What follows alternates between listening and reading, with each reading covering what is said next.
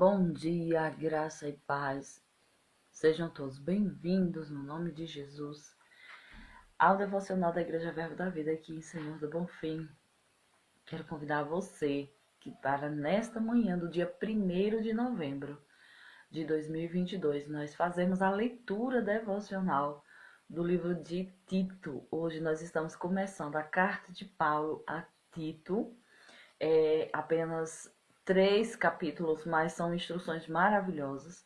E quero dar as boas-vindas, né, já para você, Vitória Shalom, seja muito bem-vinda, né? Bem-vinda a esse momento, a esse momento devocional. Hoje nós vamos dar início a uma carta poderosa, né? Esses 3 capítulos de Tito vão trazer tantas instruções para nós, porque o que é que eu estou observando, irmãos? É que a palavra de Deus, ela parece que se encaixa perfeitamente numa época. A percepção que a gente tem é como se a época que Paulo escreveu essa carta, ela estava exatamente como uma época em que nós estamos vivendo agora. Vou fazer uma pequena introdução e vou ler para vocês alguns comentários para vocês observarem como exatamente parece se encaixar perfeitamente no tempo em que estamos vivendo, amém? Então, primeiro nós vamos orar, declarar que nós cremos no Senhor. Vamos orar, eu e você? Diz assim, Tito, nós vamos ler hoje a carta de Paulo a Tito. E vamos orar. Pai, muito obrigada em nome de Jesus. Eu te adoro, Senhor, e eu te dou graças. Eu te rendo graças por causa da tua bondade, por causa da tua fidelidade, Senhor. Nós declaramos o teu poder sobre as nossas vidas nesta manhã, Senhor. Nós nos agarramos às tuas promessas, à tua palavra imutável. Nós nos agarramos àquilo que nos traz esperança, Senhor, para que nós não venhamos a perder a nossa fé, que nós não venhamos a desistir da nossa caminhada, mas que permaneçamos cada vez mais confiantes, cada vez mais convictos daquilo que nós estamos fazendo, vivendo, convictos de quem Deus é, de quem nós somos e o que nós estamos fazendo aqui neste lugar, em nome de Jesus. Te agradeço, Pai, pelo teu poder, abrindo o nosso entendimento e trazendo para nós a certeza que nós precisamos. No nome poderoso de Jesus, a tua palavra sendo revelada diante de nós, para a glória do teu santo nome, Pai. Obrigado pelo Senhor confortando-nos, pelo Senhor nos fortalecendo neste dia. Eu te agradeço pelo Espírito Santo, chegando a cada coração, Senhor, nesse momento, trazendo convicção, revelação, sabedoria, trazendo, Pai, o conforto, o refrigério, a alegria de estarmos em Cristo. E por isso nós nos alegramos no nome de Jesus. Amém e amém. Aleluia. Aleluia. Quero dar as boas-vindas a vocês, né? Todos vocês que estão chegando. Hoje nós estamos na carta de Paulo a Tito, né? O irmão Sérgio, seja muito bem-vindo. Lurdinha, seja bem-vinda. O pastor Adriano, seja bem-vindo. Nós estamos fazendo a nossa leitura devocional, começando hoje a carta de Tito. São 3 capítulos, mas são 3 capítulos poderosos. Graça e paz, meus irmãos. Eu vou fazer uma introdução para vocês, porque toda carta, ela tem uma mensagem maior, né? Toda carta nós falamos sobre cada uma delas, desde Atos, qual era o período que a igreja estava vivendo, né? O que motivou o Paulo a escrever aquela carta, qual era o cenário que aguardava aquele povo, né? Cada carta tem um pano de fundo, tem uma ação, uma situação que motivou aquela carta. Então, a carta de Paulo a Tito, vou ler para vocês qual é a mensagem maior que ela carrega. Deixa eu colocar aqui, fixar o comentário, né? Do 1 ao 16. A mensagem maior olha o título dessa carta, gente. esperança para o futuro, auxílio para o presente. Oi, Dorinha, seja muito bem-vindo, graça e paz. Viu? Que você fique conosco nessa manhã. Nós vamos fazer essa leitura desse capítulo e nós vamos sair daqui fortalecidos no nome de Jesus. Então, a mensagem maior de Tito diz assim, ó: esperança para o futuro, auxílio para o presente. Né? Então, o que é que nós podemos ver de introdução aqui?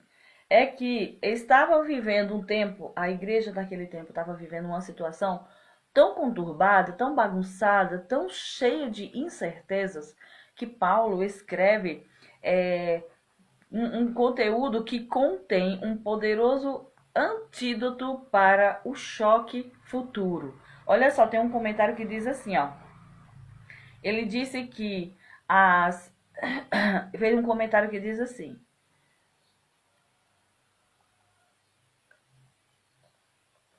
deixa eu ver aqui, ó. Nosso mundo continua a mudar. Deixa eu ver um comentário diferente que tem aqui, ó.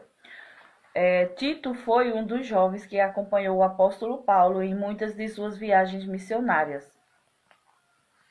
Era um grego que veio a Cristo na cidade de Antioquia. Quando essa carta foi escrita, ele estava na ilha de Creta, a grande ilha do Mediterrâneo ao sul da Grécia. Paulo e Tito provavelmente começaram a igreja em Creta depois da primeira prisão de Paulo em Roma. Aparentemente, o apóstolo foi libertado da prisão como registrado em Atos. Você deve se lembrar que Paulo tinha manifestado o desejo de ir à Espanha.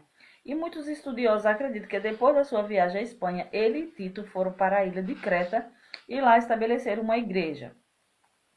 Então, a carta de Paulo a Tito é curta e prática, entretanto, é rica em instrução e encorajamento. Seus temas se entrelaçam ao longo do texto, por isso vamos explorá-la por um tema por vez. Assim teremos que saltar do capítulo 3 para o capítulo 1 e voltar, mas creio que você considerará esse método uma maneira útil para examinar as verdades dessa epístola. Por que eu estou querendo fazer isso?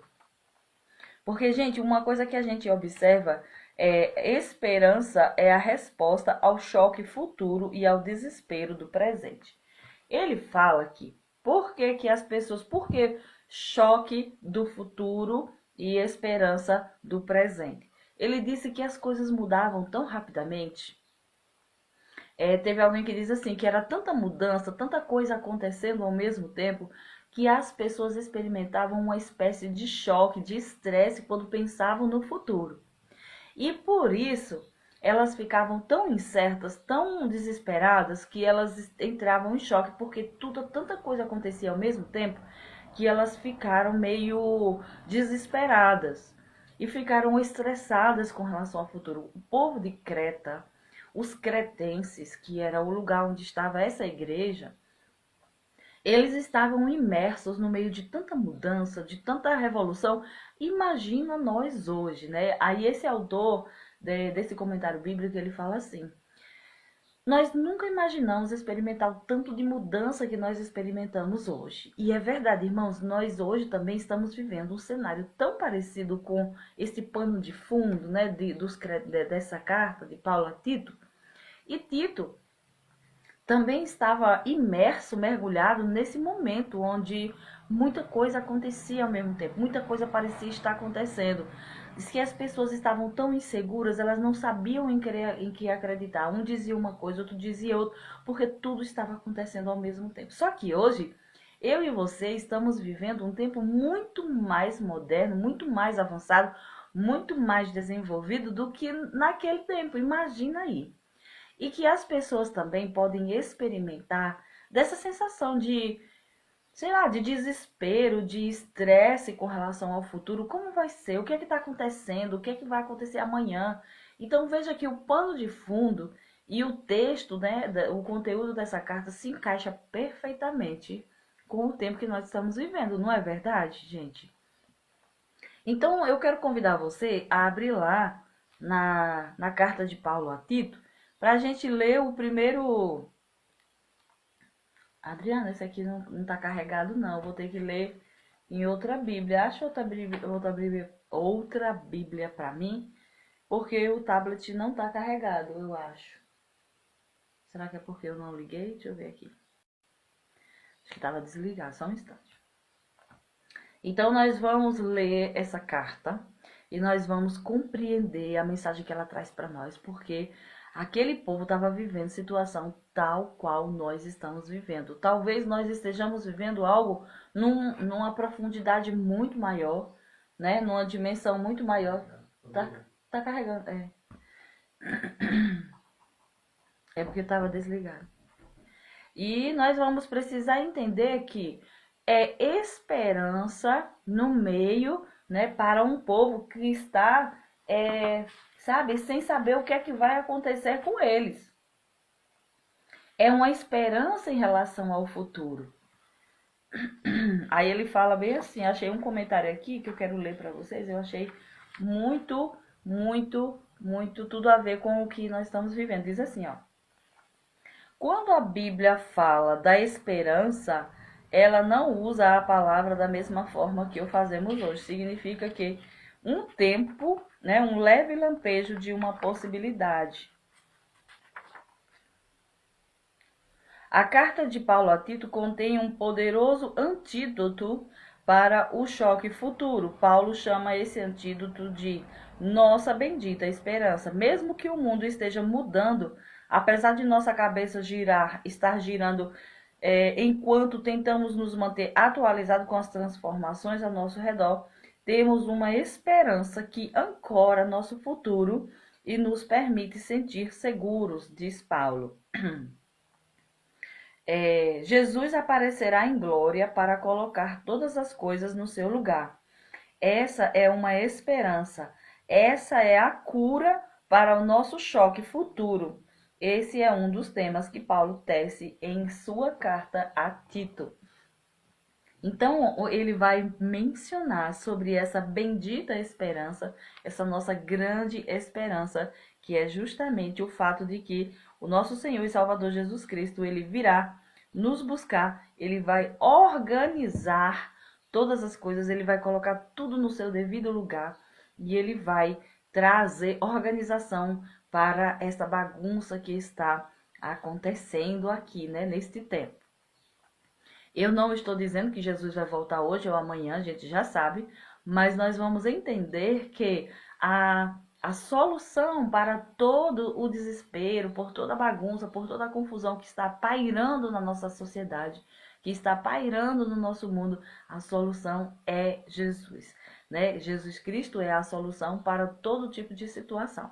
Então vamos ler a primeira carta de Paulo, já começa fazendo aquela saudação típica dele, diz assim: eu, Paulo, escravo de Deus e apóstolo de Jesus Cristo, escrevo esta carta. Por que ele fazia assim? Para identificar que era ele que escrevia. Tinha outras pessoas que se faziam passar por ele e escreviam como se fosse ele, mas ele tinha uma maneira peculiar de escrever, né? Se identificando nas cartas, né? Fui enviado para fortalecer a fé daqueles que Deus escolheu e para ensinar-lhes a verdade que mostra como viver uma vida de devoção. Olha só, ele já vai direto ao assunto, né?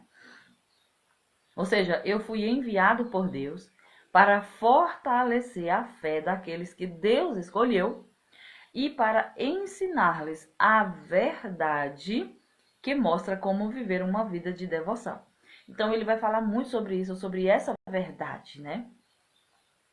Aí ele diz assim no 2: essa verdade lhes dá a esperança da vida eterna que Deus, aquele que não mente, prometeu antes dos tempos eternos. E agora, no devido tempo, ele revelou essa mensagem que anunciamos a todos. Por ordem de Deus, nosso Salvador, fui encarregado de realizar esse trabalho em favor dele. Olha que responsabilidade, mas também que convicção de saber que foi alguém chamado, levantado, designado e enviado para realizar um trabalho. Isso é maravilhoso, né? Isso é lindo. Escrevo a Tito, meu verdadeiro filho na fé que compartilhamos. Que Deus, o Pai, e Cristo Jesus, nosso Salvador, lhes deem graça e paz. Deixei-o na ilha de Creta para que você completasse o trabalho e nomeasse presbíteros em cada cidade conforme o instruí. O presbítero deve ter uma vida irrepreensível, deve ser marido de uma só mulher, e seus filhos devem partilhar de sua fé e não ter fama de devassos e nem rebeldes. O bispo administra a casa de Deus e, portanto, deve ter uma vida irrepreensível. Não deve ser arrogante e nem briguento. Não deve beber vinho em excesso e nem ser violento, nem buscar lucro desonesto. Em vez disso, deve ser hospitaleiro e amar o bem. Deve viver sabiamente, ser justo e ter uma vida de devoção e disciplina. Deve estar plenamente convicto da mensagem fiel que lhe foi ensinada, de modo que possa encorajar outros com o verdadeiro ensino e mostrar aos que se opõem onde estão errados. Pois há muitos rebeldes que promovem conversas inúteis e enganam as pessoas. Refiro-me especialmente àqueles que insistem na necessidade da circuncisão. É preciso fazê-los calar, pois, com seus ensinamentos falsos, têm desviado famílias inteiras da verdade. Sua motivação é obter lucro desonesto. Até mesmo um deles, um profeta nascido em Creta, disse: os cretenses são mentirosos, animais cruéis e comilões preguiçosos. Isso é verdade, portanto, repreenda-os severamente, a fim de fortalecê-los na fé. É preciso que deixem de dar ouvidos a mitos judaicos e às ordens daqueles que se desviaram da verdade. Para os que são puros, tudo é puro, mas para os corruptos e descrentes, nada é puro, pois têm a mente e a consciência corrompidas. Afirmam que conhecem a Deus, mas o negam por seu modo de viver. São detestáveis e desobedientes, e não servem para fazer nada de bom. Meu Deus do céu, ele começa a advertir Tito, né, a orientar e a lembrá-lo o trabalho que Paulo deixou ele designado para fazer, né? Ele disse: você deve ficar aí, né?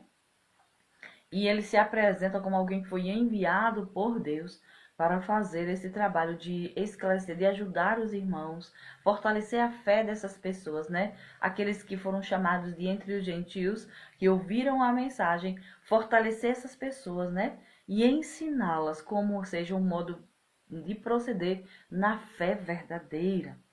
Ele diz que essa verdade, né, que está em Jesus, que ele anunciou e as pessoas por isso nasceram de novo, essa verdade é que dá esperança, a esperança da vida eterna que Deus, aquele que não mente, prometeu dos tempos eternos, né, antes dos tempos eternos. Então vejamos, o povo que crê, o povo das igrejas, as pessoas que nascem de novo, acreditando no Senhor Jesus, eles são esse povo que precisam ouvir essa mensagem de esperança, essa mensagem que é firmada na verdade. A gente já sabe que a verdade, quando ele fala a verdade, ele está falando da palavra de Deus, ele está falando de Jesus, o verbo encarnado, o verbo que se fez carne e habitou entre nós. Ele diz: vocês acreditaram, então vocês estão agarrados, então vocês já fazem parte, vocês já têm uma esperança. A Bíblia fala que aqueles que não têm Cristo, eles também não têm essa esperança. É por isso que eles vivem muitas vezes desesperados, porque eles não têm a esperança que aqueles que creem têm. Quem crê em Jesus, quem entregou a vida para ele, recebe, né, através do Espírito Santo, essa bendita esperança, dizendo: um dia ele virá. Então, não importa o que aconteça, o Senhor, meu Senhor, virá e ele me restaurará e me dará vida eterna. E ele chama isso de bendita esperança. Veja, quem tem esperança não se desespera. Quando o mundo parece desesperado, desenfreado, né, parece viver num caos, é porque eles não têm em que se agarrar, ele não tem esperança. Mas nós que conhecemos o Senhor e entregamos a vida para Ele, nós não vivemos desesperançados, nós não vivemos desesperados, porque a nossa esperança, na verdade, a nossa bendita esperança está nos aguardando. Então, a gente enfrenta as coisas da vida de um modo diferente. E Paulo vem nos fortalecer com esse entendimento. Ele diz assim, ó, e agora, no devido tempo, ele revelou essa mensagem que anunciamos a todos. Por ordem de Deus, nosso Senhor e Salvador, fui encarregado de realizar esse trabalho em favor dele, né, de Deus, em favor dos que creem. Aí ele diz assim, ó, eu vou escrever a Tito, né, que é um verdadeiro filho na fé. Então ele pregou para Tito, Tito nasceu de novo, ele conduziu Tito, viajou com ele e agora eles formaram uma igreja e deixou Tito responsável por cuidar daquele ambiente, por levantar lideranças para ficarem naquelas cidades. Provavelmente era uma região. E nessa região haviam alguns lugares que precisavam de líderes, né, de liderança para dar continuidade, para cuidar do rebanho, para cuidar das pessoas. Aí ele vai trazendo as descrições, as características que são necessárias para se levantar um líder, para deixar cuidando daquele povo, né? Ele diz assim, ele deveria nomear presbíteros em cada cidade, conforme Paulo havia instruído. E aí ele dá as características, né? O que ele precisa observar. Ele tem que ter uma vida irrepreensível, né? Aquilo que a gente já viu lá em Timóteo, marido de uma mulher só, os filhos devem partilhar da sua fé e não ter fama de devassos ou de rebeldes. Que essa pessoa, né? O bispo é aquele que é eleito para desempenhar aquela função, ele tem que ser alguém que administra a casa de Deus e, portanto, deve ter uma vida irrepreensível.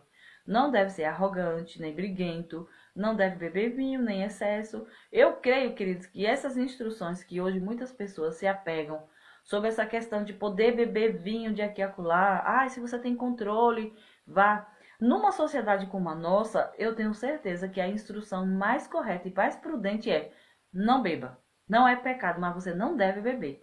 Porque você diz, olha, se você tem controle, se você é forte, se você sabe dosar, você bebe. A pessoa começa achando que dosa e daqui a pouco ela enfia, né, envereda por um caminho, né? Eu ia falar enfia o pé na jaca, porque para dizer que perde o controle. Então, nós temos observado muita gente que, por causa de instruções de liderança que diz assim, não, você pode beber um pouco, se você tiver controle, você pode tomar um pouquinho, não tem nada demais. Só que, de repente, essa pessoa perde o controle e ela envereda por um caminho. Então, mais prudente numa sociedade como hoje, saturada de todo tipo de coisa ruim, é dizer assim, fique longe disso, fique longe de bebida, fique longe dessa possibilidade, não abra um precedente, né? Porque hoje está difícil, gente. A gente tem certeza que nesse tempo as coisas não eram, né? As recomendações eram diferentes. Mas hoje, para todo canto que você olha, o vício da bebida ela tem trazido muitas desgraças na vida das famílias. E a recomendação que hoje eu daria, né? Diria assim, evite tomar. Não precisa. Eu não tenho necessidade. Se eu bebo um pouquinho, tudo, querido, que a gente abre precedente para fazer uma coisinha pequenininha é até legal, é até normal, mas aí eu abro um precedente para ir ficando, permanecendo, me desviando, afastando um pouquinho, um pouquinho, um pouquinho. Daqui a pouco a pessoa está bem longe, não é verdade? Então o melhor ainda é dizer fique longe daquilo que... Fique longe, não experimente. Não precisa você enveredar por isso, né? Aí ele diz assim, o bispo, né? Ele deve estar plenamente convicto da mensagem que ele foi ensinada, de modo que ele possa encorajar outros com o verdadeiro ensino e mostrar aos que se opõem onde estão errados. Pois há muitos rebeldes que promovem conversas inúteis e enganam as pessoas. Refiro-me especialmente àqueles que insistem na necessidade da circuncisão. Naquele tempo, neste tempo que escreveram a carta, era essa resistência dos judaizantes de que eles deveriam somente aceitar Jesus e Jesus já era suficiente. Para eles não queriam largar a prática da lei, né, que eles faziam antes de circuncidar, de obedecer à lei mosaica. Hoje a dificuldade é a questão de se manter firme na sã doutrina de Cristo, né? Aí ele diz assim, olha, é preciso fazê-los calar, pois com seus ensinamentos falsos têm desviado famílias inteiras da verdade. Sua motivação é obter lucro desonesto. Queridos, hoje, nosso combate é com as falsas doutrinas, com o falso ensino, com aquilo que é falso misturado com o que é verdadeiro. Nossa luta hoje, nosso trabalho é ajudar as pessoas a ficarem firmes na doutrina de Cristo. Porque nasceram tantos falsos mestres, tantas falsas doutrinas, querendo dizer que o que é verdadeiro. E a única forma da gente se manter fiel nesse caminho é se apegar com aquilo que está escrito, é se apegar com a doutrina correta de Cristo. De Cristo, não é nem que está escrito na Bíblia, porque todo falso ensino, ele nasce da Bíblia. Cristo veio ensinar verdadeiramente a doutrina de Cristo. Ele diz assim, é preciso que deixem de dar ouvidos a mitos judaicos e às ordens daqueles que se desviaram da verdade. Gente, tem gente que se desviou da verdade. Tem doutrina que já se desviou da verdade. Então a gente não pode, querido, dar dando ouvido a fulano, a ou B que se desviou da verdade. Mesmo que aqui e acolá a pessoa, ela fala uma verdade. Eu digo por mim mesmo, muitas vezes eu falo assim, olha, marido, tá vendo? A fulano fala assim, assim, assim, isso é verdade, é bíblico. Só que aqui e acolá essa pessoa solta um ensinamento falso no meio daquilo que é verdadeiro. Então ele diz, olha, é preciso que deixem de dar ouvidos a mitos judaicos. O que são mitos judaicos? Aqueles que se consideraram verdadeiros dos judaizantes. Estou falando da religião judaica. E hoje nós diríamos, é necessário que vocês parem de dar ouvidos às pessoas que estão aí ensinando todo tipo de coisa, porque essas pessoas já se desviaram da verdade. Se elas estão desviadas da verdade, elas não são referência nem para mim, nem para você. Então, o que é que eu permaneço? Muita gente vai se desviar da verdade, queridos. E nós não podemos ir pelo mesmo caminho dessas pessoas, nós precisamos permanecer firmes nesse caminho. Sabe o que é que eu me lembro? Eu gosto sempre de fazer essa analogia. Quando a gente quando a gente tem um caminho para fazer reto, o caminho de Deus não é reto, a gente tem um caminho reto para percorrer, reto, reto, reto, reto. Aí digamos que alguém aqui se desvia só um tiquinho, assim, ó, só um tiquinho, e ela continua caminhando, enveredando por esse caminho. Veja, ela não vai dar no mesmo fim. Uma vez que a estrada é longa, se eu me desvio só um tiquinho, né, seja para a direita ou para a esquerda, logo no início ou no meio do caminho, eu vou perder o rumo da vida. Eu vou perder o rumo da minha fé. Então eu não posso ficar aceitando uma heresia, uma mentira misturada com uma verdade. Se Jesus Cristo veio e conquistou a salvação para nós e entregou a salvação para nós, nós cremos, e ele disse, pronto, agora permanece no caminho. Ele disse assim, ide por todo mundo, prega o evangelho, anuncie essas pessoas e ensine-as a guardar tudo o que eu ensinei. Então eu tenho que ensinar essas pessoas o que Jesus ensinou. Não é o que vovó ensinou, não é o que o Antigo Testamento ensinou, é o que Jesus veio ensinar. Porque Jesus veio revelar qual era a vontade do Pai.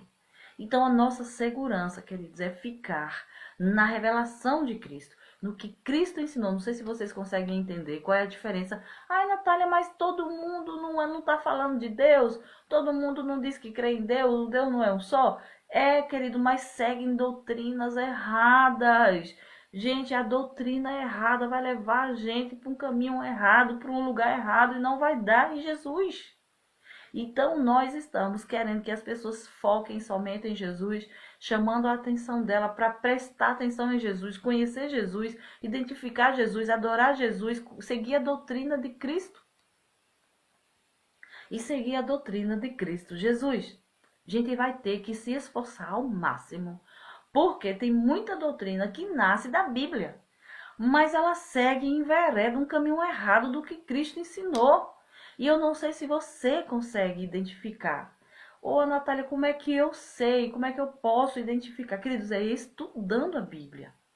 É estudando a Bíblia, é lendo, e é meditando, e é ficando firme, conhecendo Jesus, e ficando somente com Jesus. Porque senão a gente pode enveredar por um caminho errado. A gente pode enveredar por uma doutrina errada. Olha, esses dias estávamos conversando com pessoas e cada vez mais a gente fica mais assombrado.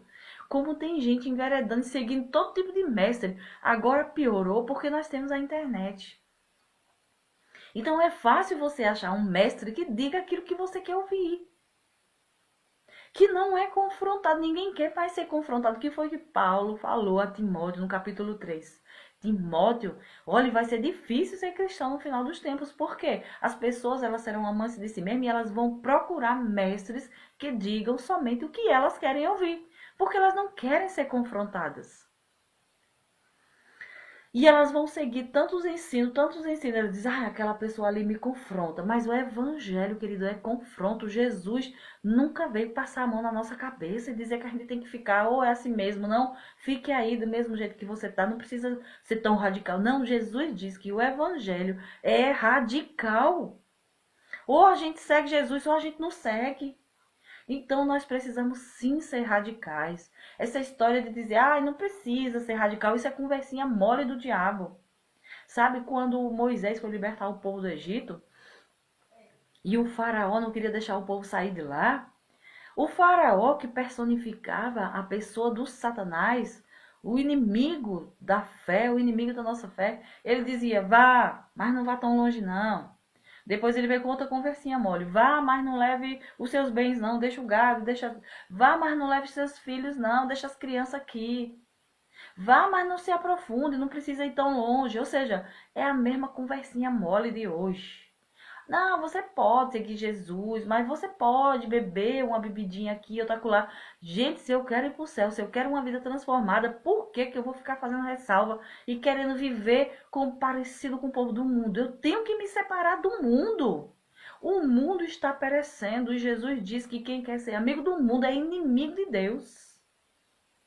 Então, queridos, nós temos que aprender com Cristo, ficar com Cristo, observar o que Cristo veio fazer, agarrar o Cristo e permanecer com Cristo e não soltar nem para ninguém.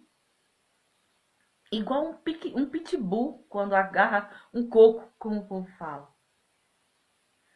Sabe, agarrar essa doutrina de Cristo e ficar fiel e se desviar de tudo que alguém tentar ensinar de parecido, que é bonitinho, porque é mais fácil, né? Porque não confronta, a gente pode seguir. Não, queridos, fica com Cristo. Cristo falou nas bem-aventuranças, Cristo falou em vários lugares qual é o perfil de uma pessoa que vai morar no céu. Qual é o perfil do cidadão que vai ser salvo, que vai alcançar e chegar lá no final, no prêmio da soberana vocação. E por que que eu falo isso com tanta veemência? Porque, queridos, o mundo tá uma mistura. Todo mundo tá falando, todo mundo quer ensinar e você encontra mestre de tudo quanto é jeito. Tem mestre que diz que você pode ficar com seu pecado. Tem outro mestre que diz, olha, Deus não é para todo mundo. Então, você pode vir aqui, essa igreja vai ser a igreja das pessoas que querem ficar assim, assim, assim. Então, tem todo tipo de ensino, querido.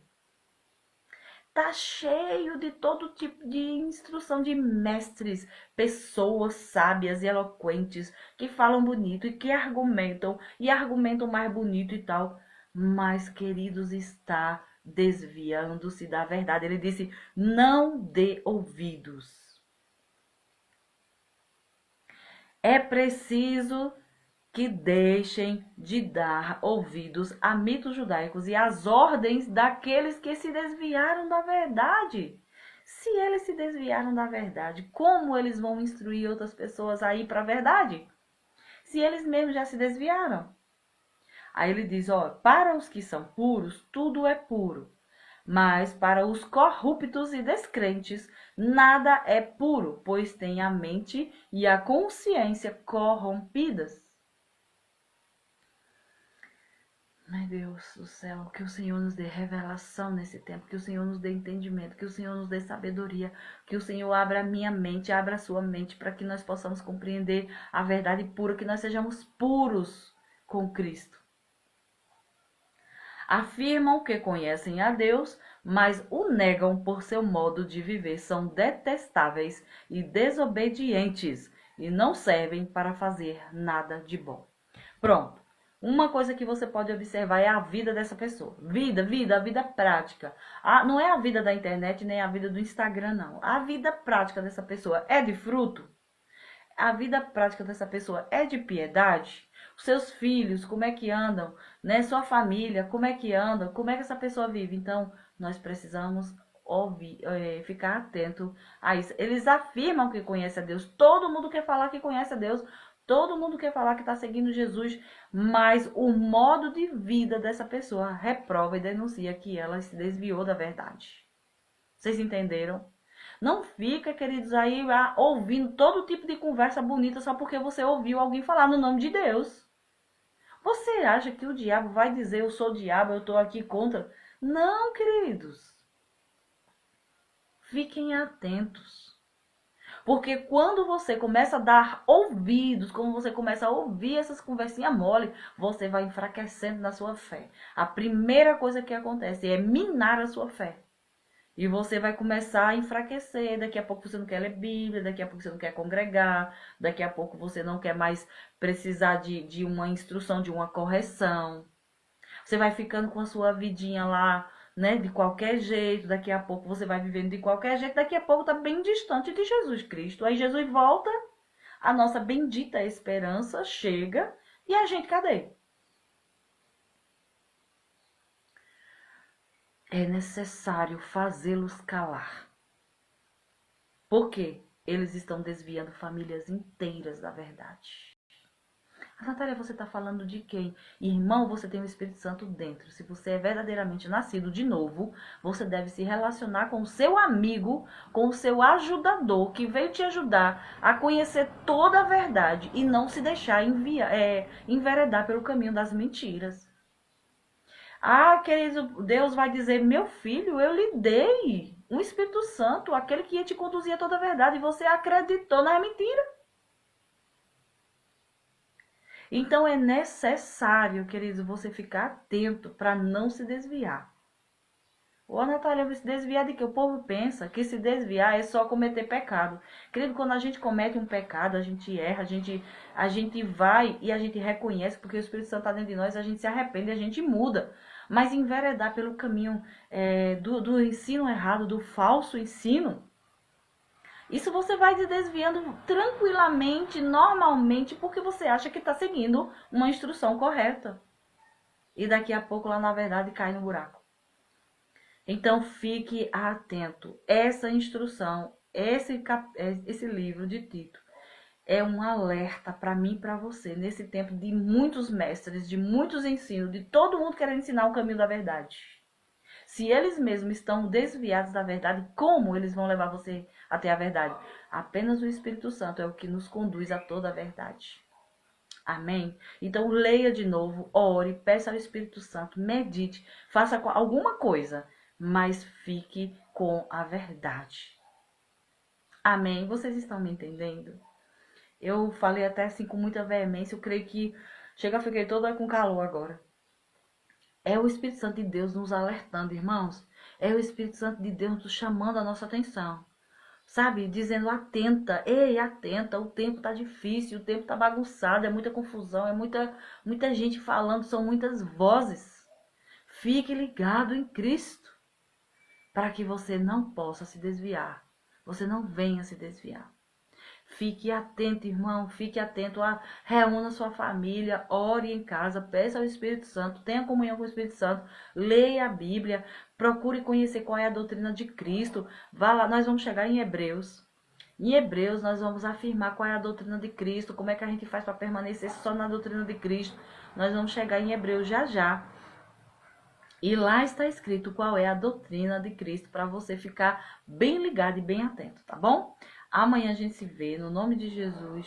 Amanhã nós vamos nos encontrar para ler Tito capítulo 2.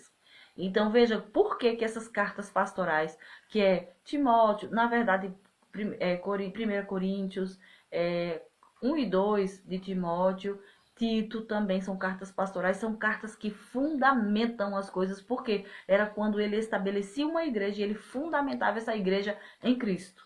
Fundamentado em Cristo. Em Cristo só vai ficar no final, só vai ficar aquilo que foi pregado sobre Cristo, só vai reinar Cristo. Senão vai queimar tudo que é feno, palha, madeira. O que vai prevalecer é o que foi firmado em Cristo. Então, nossa responsabilidade é conhecer Cristo, amar Cristo, reverenciar Cristo, adorar Cristo e ficar com Cristo. Amém? Então, vejo vocês amanhã no nome de Jesus. Que o seu dia seja assim, de alerta mesmo. Sabe aquele triângulo amarelo? Atenção, atenção, queridos. Fique alerta. Peça ao Espírito Santo que te mostre a verdade, revele a verdade para você se desviar da mentira. Amém? Beijo no seu coração. Vejo vocês amanhã no nome de Jesus e fique com a verdade. Te amo vocês e vejo vocês amanhã. Beijo. A Vitória está dizendo um lindo e abençoado dia para você. Agradecer a você que ficou até aqui, né, que está fazendo essa leitura juntamente comigo. Que o Senhor te dê paz, alegria e que te faça compreender e tomar um alerta de cuidado, cuidado, cuidado, em nome de Jesus. Tchau, tchau.